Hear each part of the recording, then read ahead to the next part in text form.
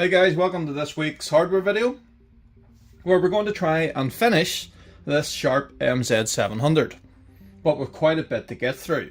So today we are going to take the power supply apart again, which is in here, and we have our replacement bits and pieces to put into it. We're going to address the issue with the tape deck. There is some corrosion on the board up in here, so we're going to remove that. It only looks superficial, so hopefully that's all it is. And there's a short on the reed pin, so we're going to sort that out. And finally, we're going to sort out the keyboard with some new cables. So, let's get this thing apart and let's get started.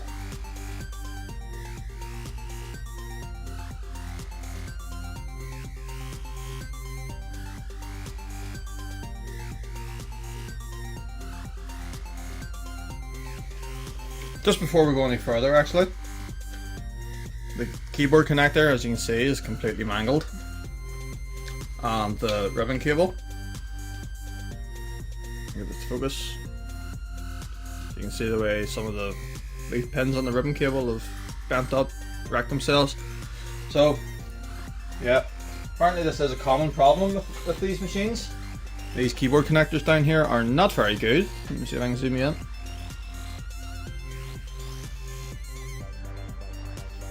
So the plastic cracked on it, and with me just hooking at it, it's just completely snapped off.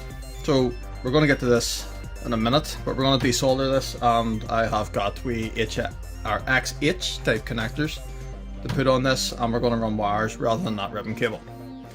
But the first thing we're going to do is sort out the power supply. So we're going to get that out.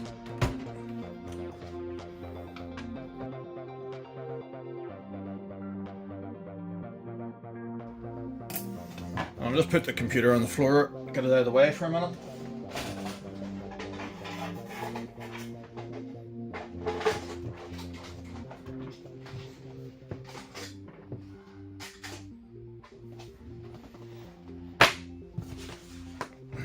Get our anti-static mat out. And our power supply. Now, we did get this working in the first video in this series. And if you want to see a more detailed explanation of how to break down the machine, how to tear it down, check out that first video.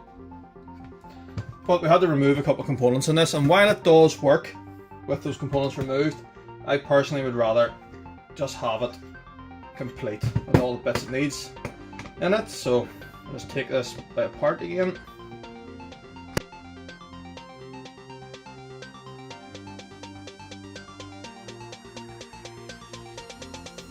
Right, so it was the two filter caps that we removed from here and here. So I have new ones to fit in their place.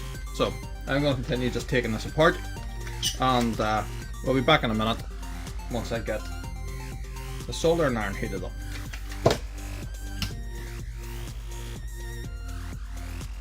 Right, so just while we're waiting for the iron to warm up, actually, I've taken this board out, but as you can see, it's quite dirty. It's quite dusty and just generally manky. So what we'll do is we'll just give it a quick clean. So I'm just going to grab a wee bit of the IPA on the toothbrush. So just dip the toothbrush into it there, and we're just going to go over and try and get some of this dust off.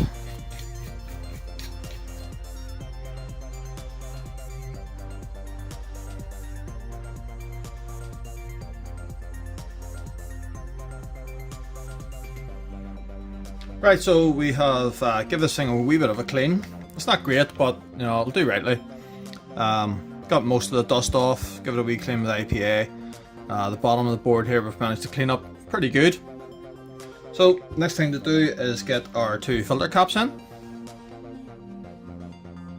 So we have a 10 nanofarad and a 47 nanofarad. So the 10 goes in the bottom one here,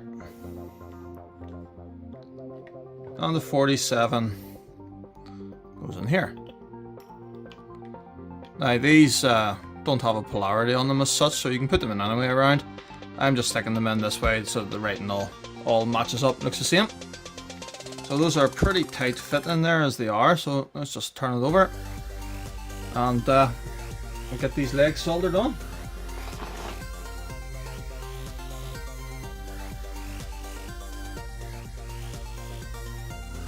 There we are.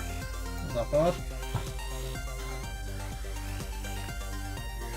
So we'll just get our wee snips and tidy these up.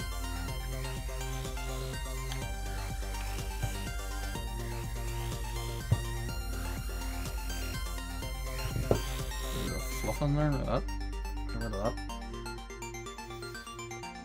So there's our new solder points. Look pretty good. And our two new filter caps. So the last thing to do on the power supply is the fuse. If you remember in the first video I didn't have the correct rate in the fuse and put too big a fuse in it, but we've got some now. So 500 milliamp time delay fuse. Done. So I'm just going to put this back together and that's that sorted out.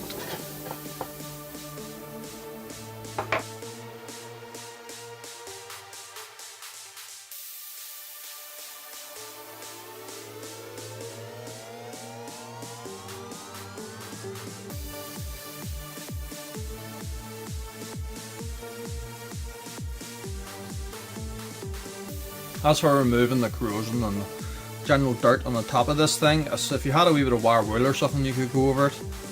Unfortunately I actually don't have any. I thought it did, but I don't.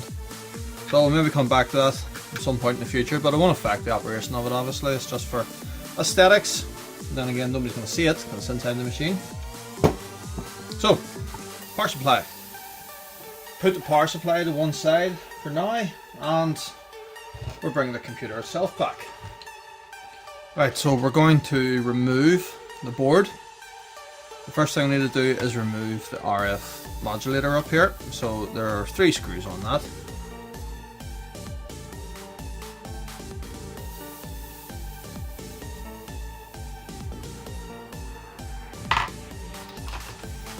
The modulator just lifts up out of the way then, and the connector block is pulled off. There we are. To remove the board itself then, there are various screws about it. There's 2 at the front, there's one here, one over here, there's one at the back here, one in the middle. I think that's it. Let's get these 4 out, 1, 2, 3, 4. Hopefully that lets the board come out.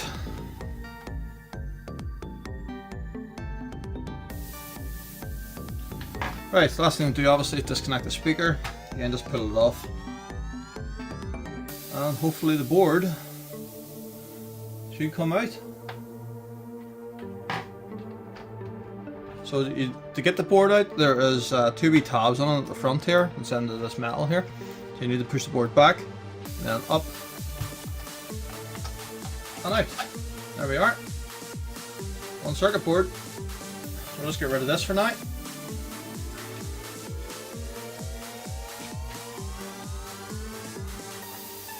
Here it is. So last time we gave the top of this board a good clean, and it hasn't came out too bad, I don't think. Still a couple of wee bits of dust and dirt on it, but it's a lot better than it was. And the other thing we need to address then is down here. So if you can see there's a bit of oxidization or corrosion on this, and if you'll be able to see this, I'm not 100% sure if you will. I'll get this to focus here. So there's an obvious short here.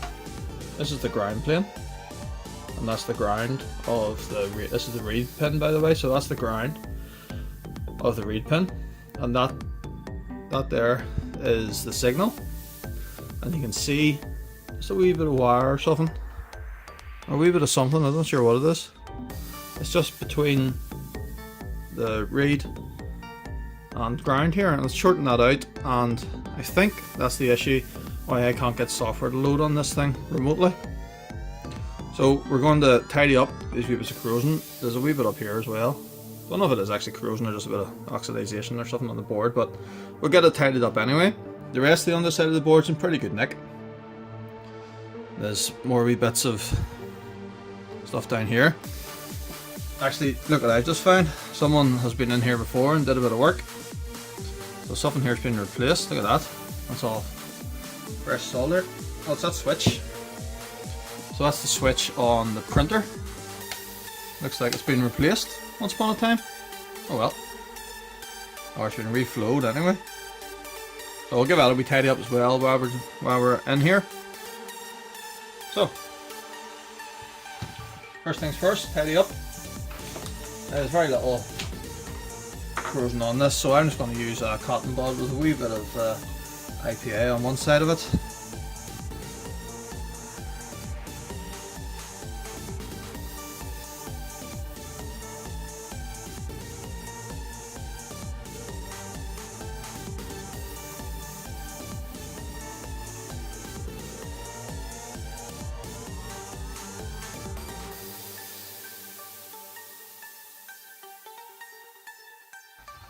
Oh, look at that. The wee short has actually moved. So it must have just been something that's landed on the board there and has caused a short. I'll show you it in more detail in a wee second. So if you look here, that wee bit of whatever it was that was causing the problem, it has moved slightly. But I want to get it off the board anyway, so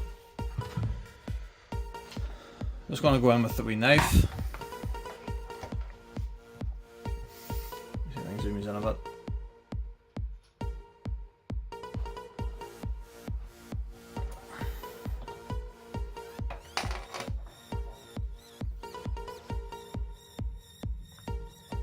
What is that?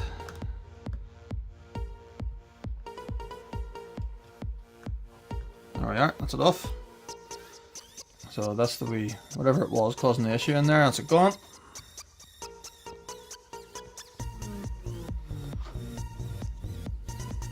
I think this IC is quite interesting. So it's got these big long pins on it. And it's just floating in mid-air. They cut out in the board.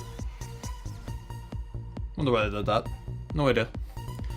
Anyway. Right, so hopefully that will solve the issue with the reed circuit. And the other thing we need to tackle today is this.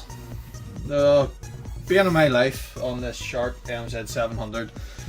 This nightmare was the keyboard connector, as I was showing you earlier, so we need to get this desoldered and we're going to replace it with those wires and those XH connectors. So we're using our Duratool desoldering station. Excellent wee bit of kit this. It's your sort of Chinese copy style desoldering station, but it's actually pretty decent. It's about 80-90 pounds or so, and it is definitely well worth having if you're doing any work to these sort of machines. There's actually a really good review of this done by Gadget UK, so if you're interested in one of these, I would recommend going to check out his video. It gives a pretty good rundown of it. So I'll just let that heat up, then we'll be back and we'll get this desoldered. Okay, so we have our solder gun. So all you do really is, see there's an opening on the end of the gun for sucking the solder out. So you just want to put that over the pin, hold it a wee second, let it melt, move it around a wee bit, and suck. And that's one done.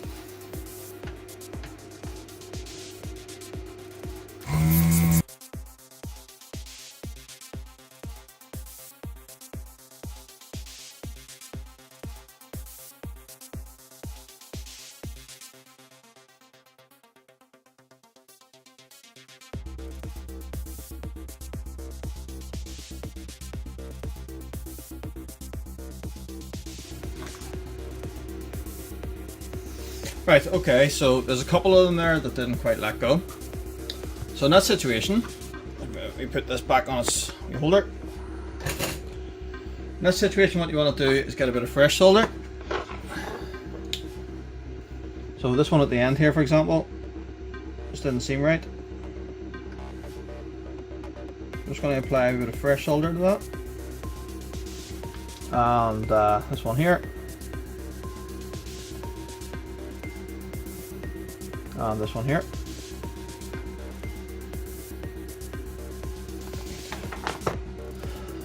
And then we'll try again with the gun.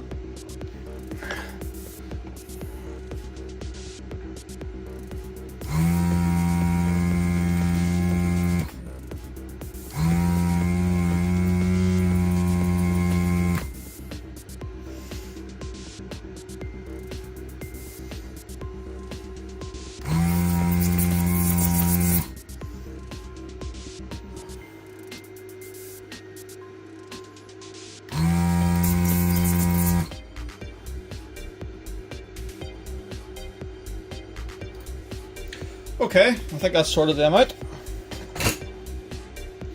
Right, before you just go yanking it off though, you want to get yourself a wee pair of pliers. So worth of pointies. So you have a wee pair of pointy pliers like this, and you just want to go down just to make sure that they're all loose.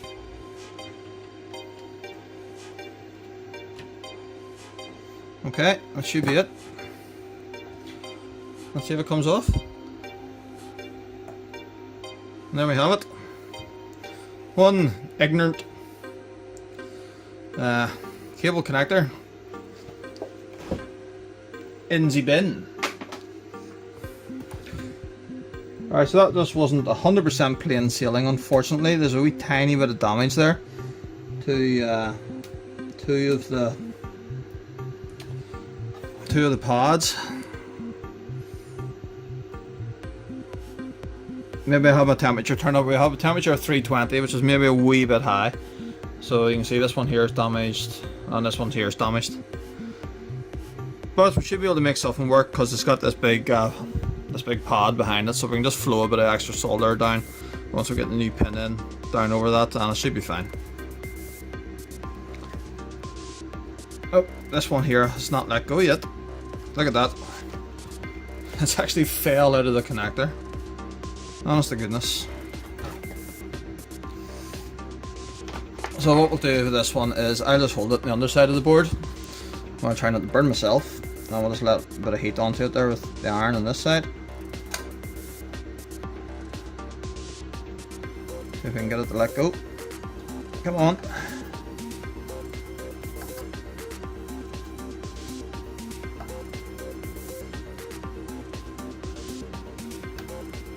There we are. Ah, hot. Okay. Now we're going to replace those with these. Bought an extra couple just in case I somehow make a mistake. Not that that would ever happen.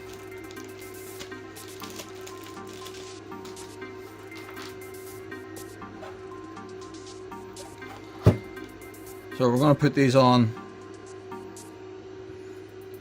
My goodness, let's do that. Where's my soldering iron?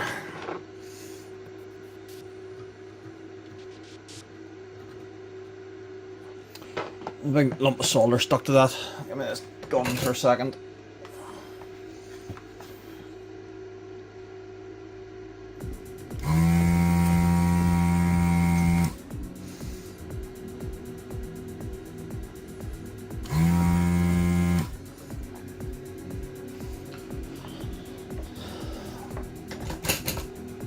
Right, this is being problematic. That hole has got itself blocked.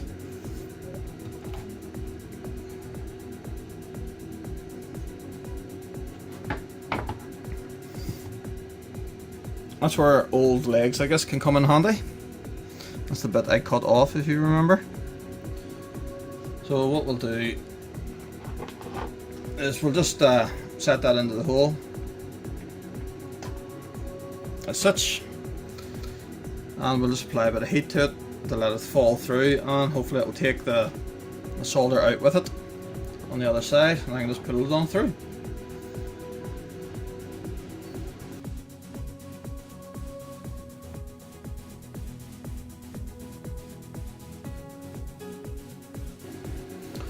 Right, so I managed to get that out, but not without disaster, unfortunately.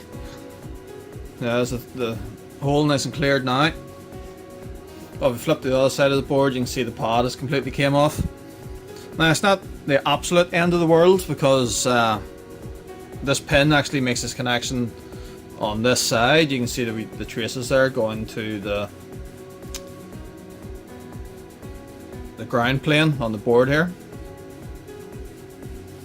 So what I'll have to do is, when I'm soldering the other ones on, I'll just drop a wee bit of solder on this side of this pin just to hold it. It's unfortunate, but it's my own fault. I can't blame anyone but myself. Just had the desoldering station turned up too high. Oh well. Live and learn. So we're going to be using these Axial type connectors, and I got right angle ones. Now I was only able to get 10-way right angle connectors without having to order from China, which was going to take weeks to get here. So I just ordered these locally in the UK. So we'll just have to put the two of them side by side. So I'm going to put one in like so, and the other like Oh, the saga of the keyboard connector continues. So those will obviously not sit side by side. Can I just... We'll have to do something like this. Bit of a Heath Robinson, but sure. It'll do rightly.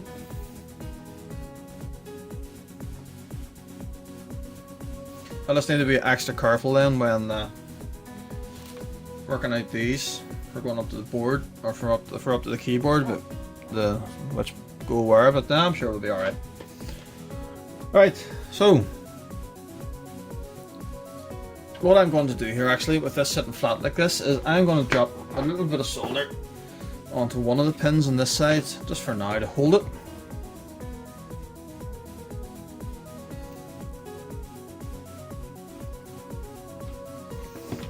And we may as well do that pin 20, it's damaged. And this other one. Come on, you. That's way up here. Excuse my arm.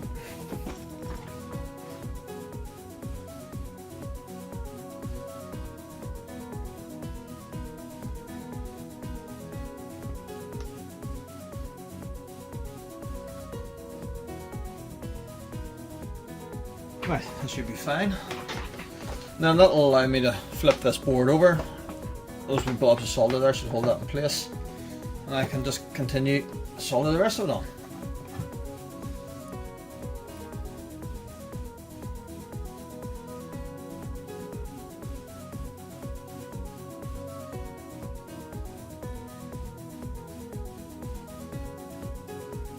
Right.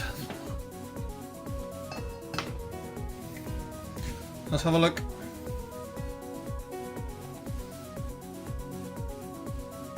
That's not too bad. Those two there, that one and this one down here, where the pad's partially lifted.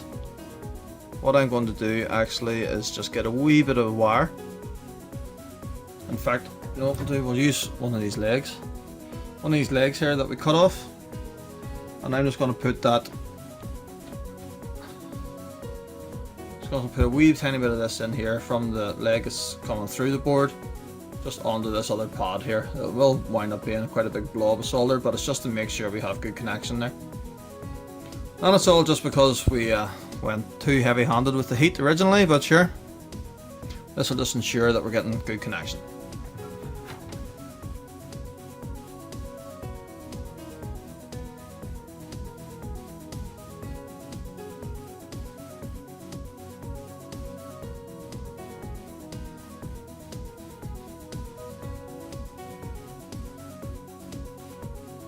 Right, there we are, that's not bad. going to snip off the access again.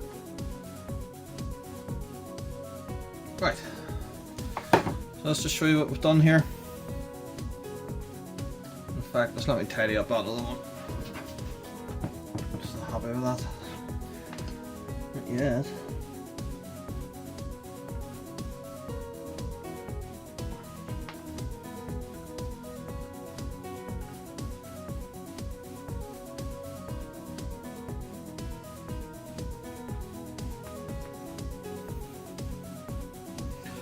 Right, that's not too bad now. Solder now, set a piece. Okay, so what we've done here is put a wee bit of wire between the pin sticking through and the pad behind it, on this one and on this one, just to make sure that we're making good connection there, because that's where we damaged those two pads. So here's our connectors. So you can see the solder has flowed through to the other side a wee bit. That's not too bad. Some of it's, those ones there where I had to put more solder on with those, you can see a bigger blob has went through, but it won't do any harm. If anything, it will just help to hold it a wee bit. You can see the same again there. Right. Okay, next job is the keyboard. So we're going to tear this down again. Loads of screws to take out. So let's get cracking on with that.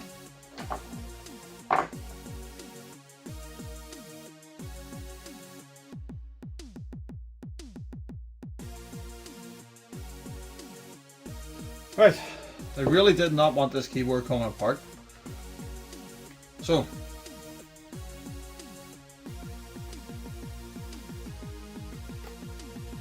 take that off.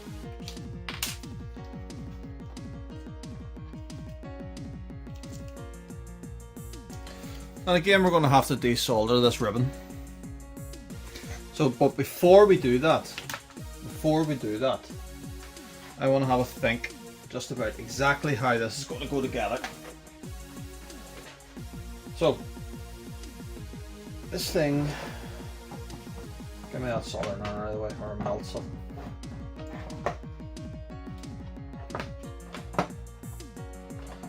I really have to get a wee stand for this.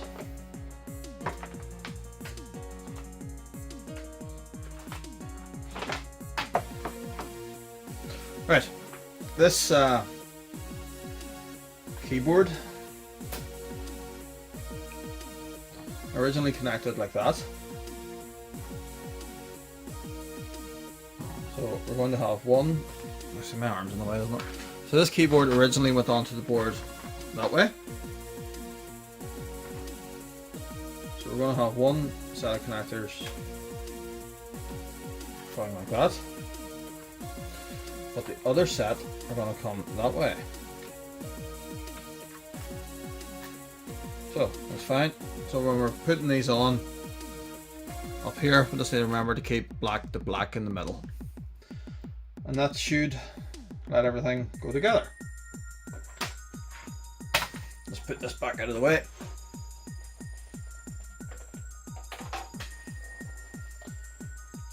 Right. Now how are we going to get this off? So those legs have obviously came through the holes here and then been bent over. So this is going to be tricky enough. Wonder could we go along it with the soldering station, or you know what? I think we might actually be better here, just doing this the old-fashioned way and using the desoldering braid. So I'm just going to first of all add a wee bit of flux to this.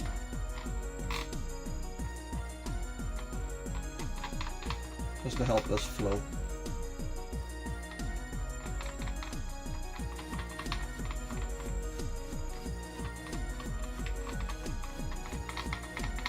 And then we're going to try and run the braid along this, try and get all that old solder off. And fingers crossed this goes fairly straightforward. I think I'm overdue something straightforward with this keyboard.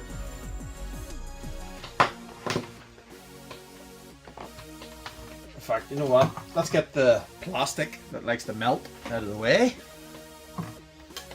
Stick this on the board.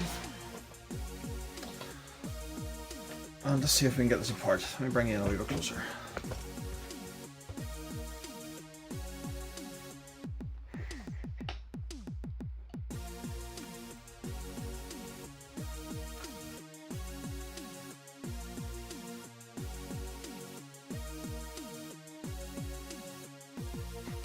Right, yeah, that didn't go too bad, I don't think.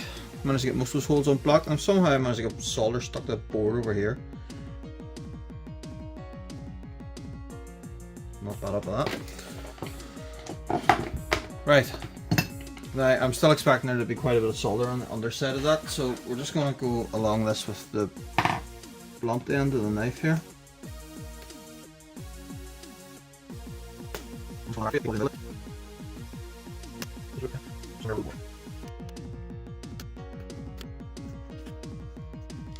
Right, I don't want to force this because I don't want to risk doing any more damage. We've done enough damage today with different bits and pieces, so I'm just going to go over this again with the braid.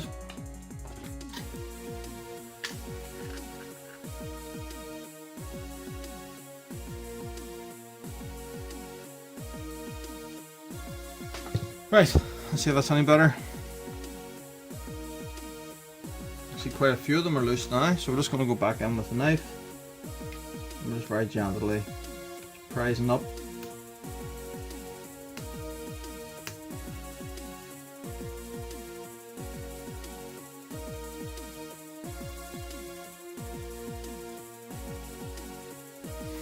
Okay, that should be it. Let's see this come out. There we are. One offending ribbon cable in the bin. Right, so again, I'm just going to run the braid over this one more time, just to tidy these up.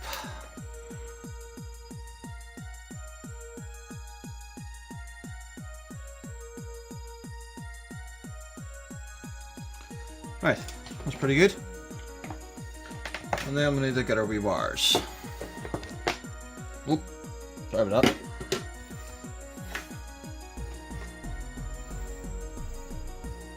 So what was up in 700 to do, we need to keep the blacks to the inside, keep them together. Now I need to make sure that we keep this, so I'll just do these one at a time actually, so brown. In fact, how are we going to do this? Yeah, what I think we're going to have to wind up doing here is I'm going to put all these through to get them ready for soldering, and then I'm just going to put a wee bit of tape over the top here. I'm sorry. So I'm going to stick all these through the holes, then I'll just lay a wee bit of tape over it just to hold it in place while I solder everything. So let's do that off camera quickly, and we'll be back in a minute getting ready to attach these. Right, so we have the wires through here in order with the black one in the center. I've just stripped off the sheath on these slightly more just to make it a wee bit easier and to make sure we get a decent connection through to the other side of the board. So we'll just check quickly that these are in order. So top to bottom we have brown, yes, grey, purple, blue, green, orange, yellow, white, red, black. That's it, perfect. So we'll just flip this over. So just like was done on the ribbon cables, I'm just going to bend these over like that, and then we'll just solder them on.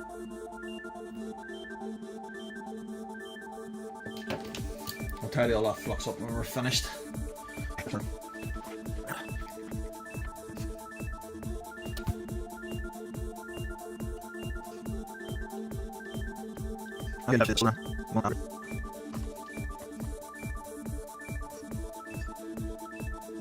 Okay, that's one done. So we'll get the other wire on. We'll just do the same again.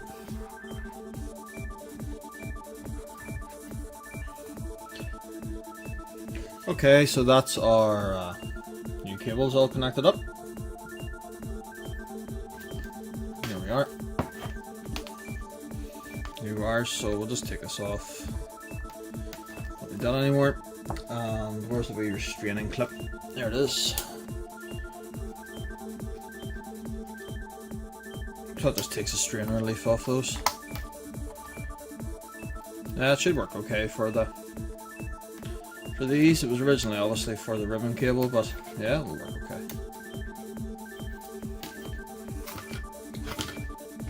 Just going to give that a quick wee tidy up where we had all the flux that we added. So same again, just a tiny bit of IPA.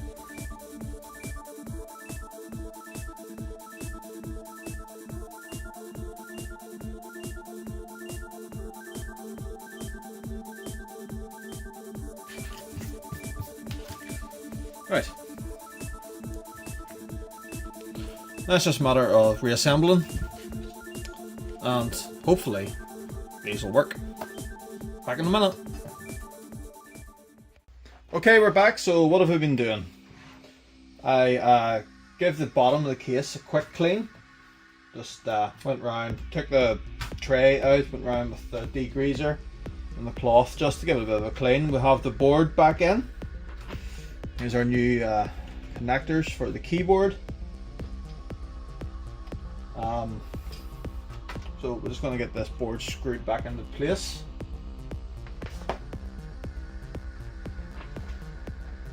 It was these screws here with the large washer on them.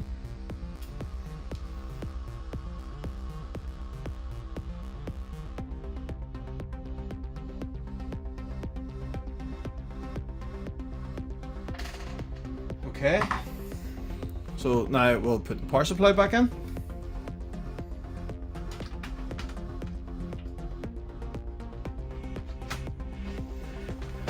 Screw it back into place.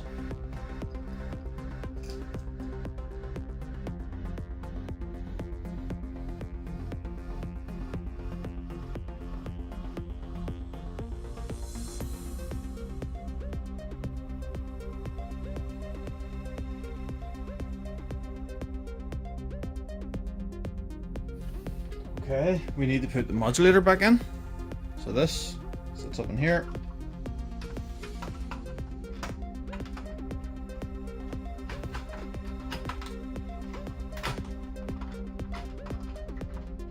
There we are, plugs in here.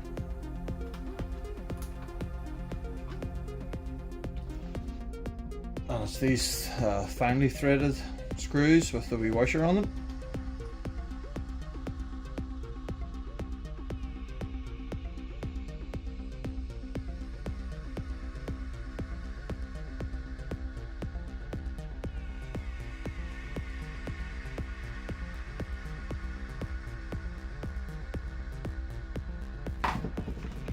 Right, keyboard. So, you need to remember how this goes. So it was the two black ones to the middle. So this comes straight down and plugs in here.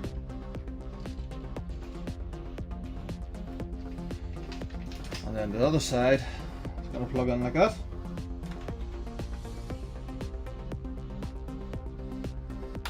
Oh no! I don't believe this.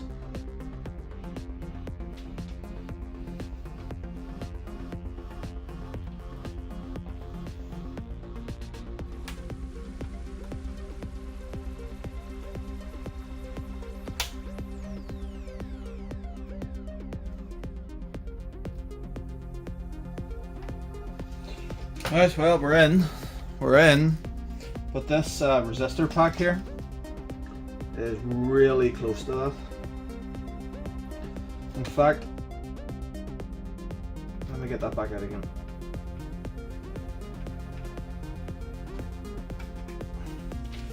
What I'm going to do here is just trim down the very edge of this.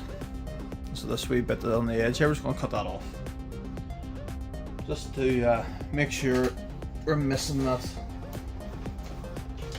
wee resistor pack.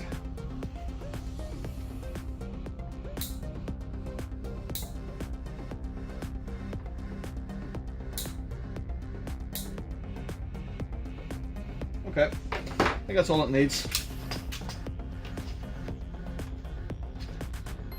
Yep, it's going together a lot better now and it's not catching on. Perfect. Alright, I think before we go much further though, putting the rest of this together, what we should probably do at this stage is test it. Actually, no, hold on, one more thing.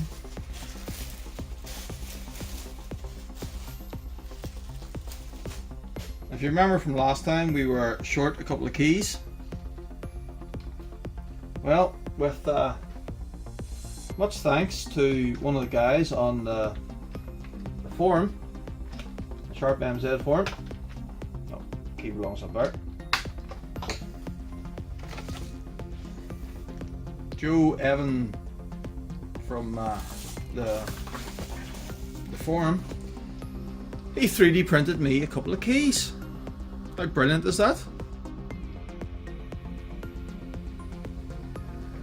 So that one will go on there. Upside down, you muppet. And this one goes on here. Get that back off again.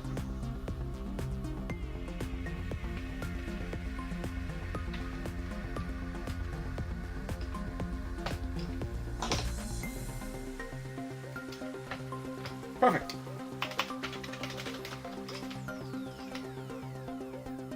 So, yes, before we go any further, I think it would be a good idea to test this. So, we will get the TV on.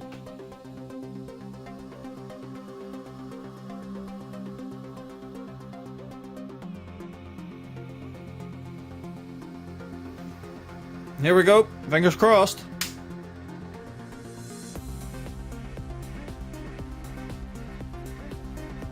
Oh dear. What have we done?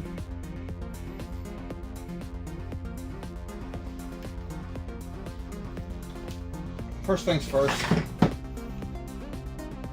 Is this good?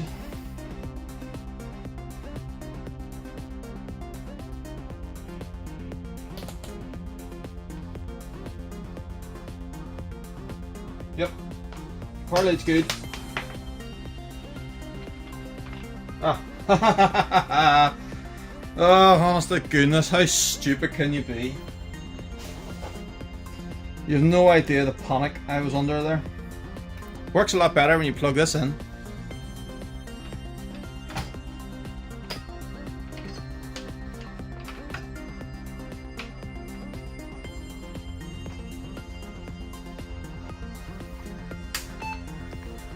Panic over. We have life. We have a screen, but the question remains, do we have a keyboard? Oh yes. Oh yes.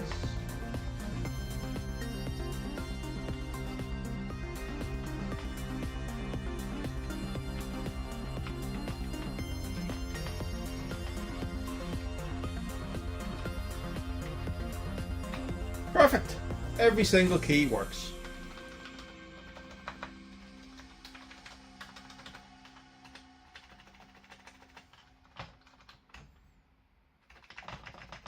Right.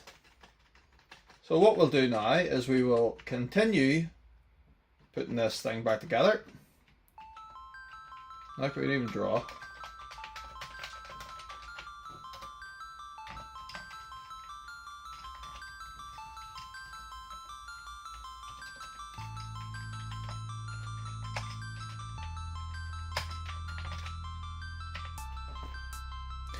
So we're going to continue putting this thing back together then, and we're going to try the tape deck. Fingers crossed we get a bit of life.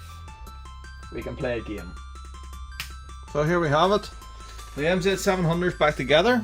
I've given the case a wee bit of a clean. Just a rough clean for now. That will do. I was hoping to retrobrite this as well today, but it's starting to get a bit dull outside, so there's probably no point. I will see about getting this retrobrighted during the week, and we'll just do a very quick video on that because there's any amount of information out there on YouTube already on retrobrighting. So, without further ado, let's see if we can get this thing to run some software. Now, as well as the keycaps, the guy from the forum was very kind and sent me a copy of BASIC on tape. So I think that's where we'll start, and we'll try and load BASIC.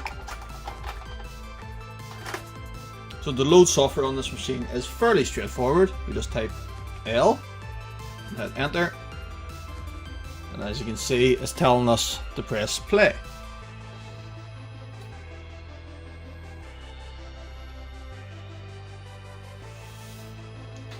Now, like any of these 64K computers that load from tape, this quite possibly will take a while.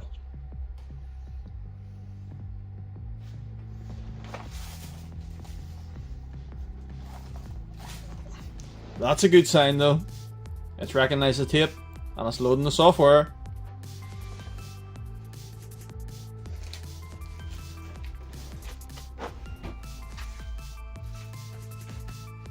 Hey, check it out!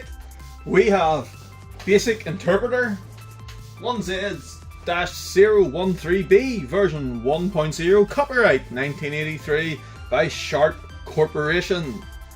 36,439 bytes free to play with. Outstanding. So what's the one thing you absolutely have to do when you load BASIC? You have to write the Hello World program.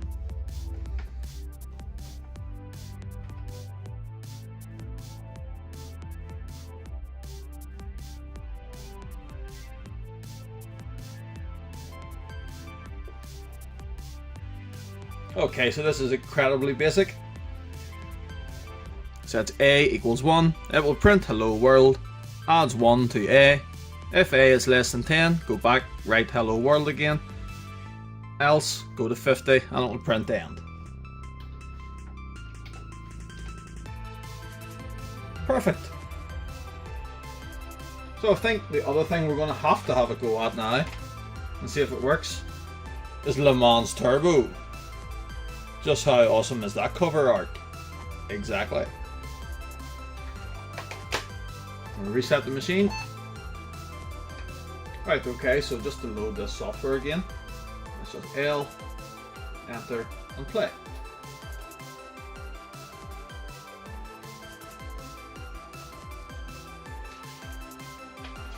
So here's the wee inlay for the game. This gives us a wee bit of information about it. So it says Le Mans Turbo is a machine code program. So we load it by first pressing the reset button at the back of the MZ-700 and then type L and press the CR key. Some of the games for the MZ-700 require you to first of all load BASIC before you can load them. This one, however, as you can see, is loading straight from the ROM screen. So just reading the other information on this. We steer with the cursor keys from right to left. Watch the screen carefully and steer to avoid all the other slower cars. The course twists and turns, changing from wide to narrow road in a flash. Arrows appear at the edge of the road. An arrow at the right pointing inwards indicates the road is about to narrow to the left. Similarly, an arrow on the left side of the road pointing inwards indicates the road is about to narrow to the right. A checkered border on both sides of the road indicates a tunnel ahead, and then you only see ahead as far as your headlights. Arrows pointing outwards at both sides indicate the road is icy, and steering will be very fast as you slide from side to side very quickly. Scores above 25,000 are considered good. Score 30,000 points and a star appears in the score box. Scoring 2 stars plus 30,000 is considered exceptionally expert driving at level 9, the professional level. And here we are, Le Mans Turbo. So we steer with left and right, Q for quit. The star is 30,000 points and we can select difficulty between 1 and 9. I think we'll start with 1.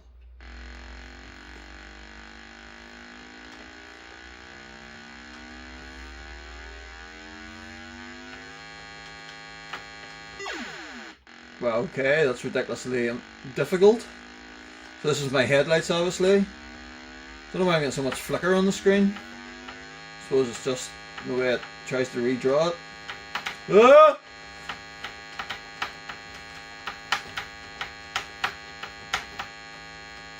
There is a lot of cars on this road.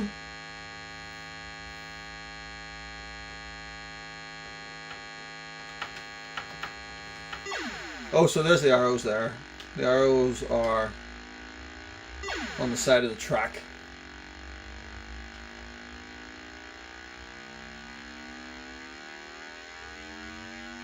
And a tunnel. Ah, oh, come on, this is impossible.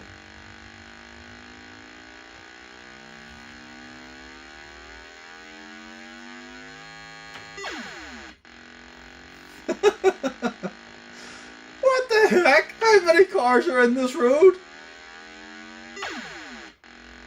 And this is on the easiest difficulty level. Right, come on.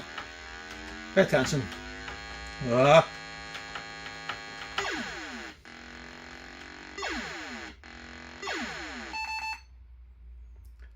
Our score is 2,226. Try again. Oh, it's a type Y, I assume. Right, let's have another go. Amateur, come on, we can do it. 17,000. Come on, let's hit the 20. 120.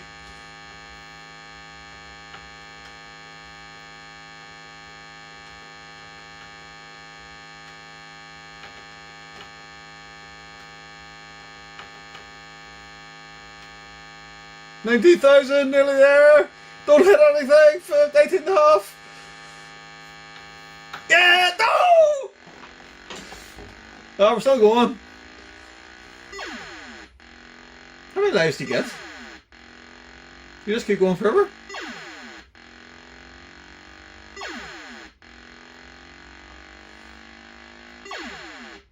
You must obviously just keep going forever. I don't know. I mean, we ran out of lives last time. So we just press N and I'll actually quit. So I thought it might take us back to the home page. Oh well. Well, there we are. We have one sharp MZ-700. We've took it from Spares and Repairs best offer on eBay. We've cleaned it up a bit. We've fixed the power supply. We have the tape deck working again. We've fixed the keyboard twice. And yeah, I'm pretty well pleased with how this wee machine has turned out. We're not totally finished here. I do want to come back to it though and do a bit of retro grading. These 3D printed keys need a wee bit of work. They just need sanded down a wee bit. But I can't really complain very much as they were given to me free gratis. So again, thank you very much to Joe Even from the Sharp MZ forums. If anyone's interested in taking a look, I will post a link to the Sharp site or the Sharp forums in the video description below. But in the meantime, guys, thanks very much for watching Casual Retro Gamer, and I'll see yous again soon.